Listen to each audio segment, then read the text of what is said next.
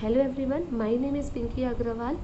आज मैं आपको स्ट्रेटजी बताने वाली हूँ। आपके पास 2 मंथ्स ही बचे हैं दिसंबर 22 में जो CS एग्जीक्यूटिव का एग्ज़ाम है उसके लिए। 2 महीना भी बहुत ही इनफ होता है। मैं ये सोच रही हूँ कि आप ऑब्वियस सी बात है पढ़ तो रहे ही होंगे, लेकिन अब ये है कि रिवीजन कैसे करना है। और अगर नहीं भी अगर आपने अच्छे से पढ़ा है तो आपके पास अभी भी टाइम इनफ है कि आप अच्छे से अपने एग्ज़ाम को क्लियर कर सकते हो। अब मैं बोथ ग्रुप की बात बताती हूँ, क्योंकि कई बार मैंने सिर्फ 1 मॉड्यूल को लेकर बताया है, बट आज मैं बोथ ग्रुप के बारे में बात करती हूँ। मेरे पे कमेंट भी आया था जहाँ पे बोथ ग्रुप की स्ट्रेटजी को लेकर पूछा गया था, तो आज उसी से रिलेटेड मैं आपके ये वीडियो बना रही हूँ। ठीक है, तो अगर मैं बात करती हूँ, आपका अक्टूबर स्टार्ट हो गया। अक्टूबर और नवंबर सिर्फ आपके पास 2 महीना है आपके एग्ज़ाम के लिए। तो आपको पता होगा कि सबसे पहले अगर मैं बात करूँ अपने मॉड्यूल 1 की, अगर मॉड्यूल 1 की बात करते हैं तो सबसे ज़्यादा आपको हार्ड होता होगा कंपनी लॉ और टैक्स। ये सबको पता है कि लॉ और टैक्स ये सबसे ज़्यादा आपको हार्ड पड़ता होगा। SBEC कंपनी लॉ से ही रिलेटेड होता है, तो कहीं ना कहीं वो आपके लिए बर्डन कम होता है। एंड GIGL भी लोगों को बहुत ही ज़्यादा मज़ा आता है और उसका भी बर्डन कम होता है। तो अगर मैं बताऊँ अक्टूबर की अगर बात करते तो अक्टूबर में अगर आप 15 दिन लेके चल रहे हो तो 15 दिन में आप अपना जो है रिवीजन कर सकते हो कंपनी लॉ का। अब 15 दिन आपको कंपनी लॉ का रिवीजन करना है, ज़्यादा टाइम देना है। जैसे अगर आप अपनी टोटल पढ़ाई, ऑब्वियसली बात है इस टाइम पे आपको बहुत ज़्यादा टाइम देना है अपनी पढ़ाई को।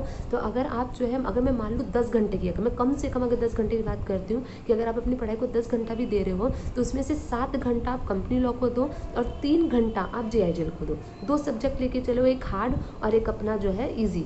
2 सब्जेक्ट को लेकर चलो। तो अगर कंपनी लॉ हार्ड है उसको 15 दिन और साथ ही उस 15 दिन में GIGL को लेके चलो। तो अगर 10 घंटे कम से कम पढ़ रहे हो तो जो रेशियो है 70 और 30 का होना चाहिए। 70% आपका हार्ड पेपर पढ़ाई करना है और 30% आपको इजी जो है पेपर की पढ़ाई करनी है। तो इस तरह से आप 15 दिन में अपना ये कंप्लीट कर सकते हो।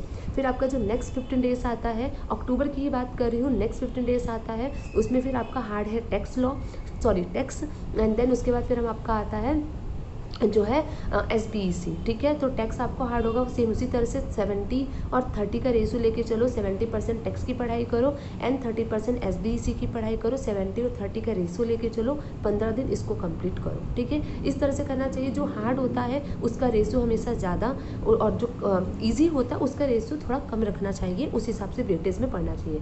ये 1 महीना हो गया एंड देन उसके बाद 1 महीना कंप्लीट होने के बाद अपने आप सेकेंड मंथ में सेकेंड मॉड्यूल की प्रिपरेशन कर सकते हो। सेकेंड मॉड्यूल में अगर बात करते हैं SLCM और EBCL, ये थोड़ा थ्योरी पेपर होता है, लोगों को हार्ड लगता है। और FM और CM में ये आपका प्रैक्टिकल है तो इजी लगता है। सेम उसी तरह से 15 डेज आप 70-30 का रेशियो चलो। 70% आप SLCM पढ़ो और 30% उसके साथ FSM, ये 2 सब्जेक्ट लेकर चलो, SLCM और FSM। 70-30 ये दोनों रेशियो लेकर चलो 15 दिन के लिए। देन इसके बाद आपका जो नेक्स्ट नवंबर में नेक्स्ट 15 डेज होता है उसके लिए आप अपना EBCL 70% एंड CM में 30%, इस तरह से रेशियो लेकर अपना चलो। तो इस तरह से कि टाइम आपको जो है थोड़ा सा हार्ड पेपर को ज़्यादा और इजी पेपर को थोड़ा कम, ज़्यादा नहीं थोड़ा कम देना है। और अगर आपका कोई सब्जेक्ट बहुत ही ज़्यादा स्ट्रॉन्ग है, कोर सब्जेक्ट जो बहुत ज़्यादा पसंद है, तो उसका रिवीजन आप कम करो। और जो आपको सबसे ज़्यादा हार्ड लगता है उसका रिवीजन सबसे ज़्यादा करो। तो 2 मंथ्स इनफ होते हैं। 1 महीना अपने फर्स्ट मॉड्यूल को दो और 1 मंथ जो है आप अपने सेकेंड मॉड्यूल को दो। एक साथ 2 सब्जेक्ट को लेकर चलो, हार्ड और ईजी। 70-30 का रेशियो लेकर चलो। देन दिसंबर में आपका 21 से एग्जाम स्टार्ट है, तो जो आपके पास 20 दिन होते हैं उस 20 दिन में आप अपने अकॉर्डिंग देखो कि जो सब्जेक्ट आपका जितना अच्छे से रेडी है उसका रिवीजन कम दो, 2 से 3 दिन दो, और जिसका आपको नहीं ज़्यादा रेडी है उसको 4 से 5 दिन दो। इस तरह से करके आप अपने 8 सब्जेक्ट को जो है 20 दिन में रिवीजन एक बार फिर से कर सकते हो। तो ये चीज़ आपकी स्ट्रैटेजी हो सकती है। मेरे अकॉर्डिंग ये स्ट्रैटेजी बहुत ही अच्छी है।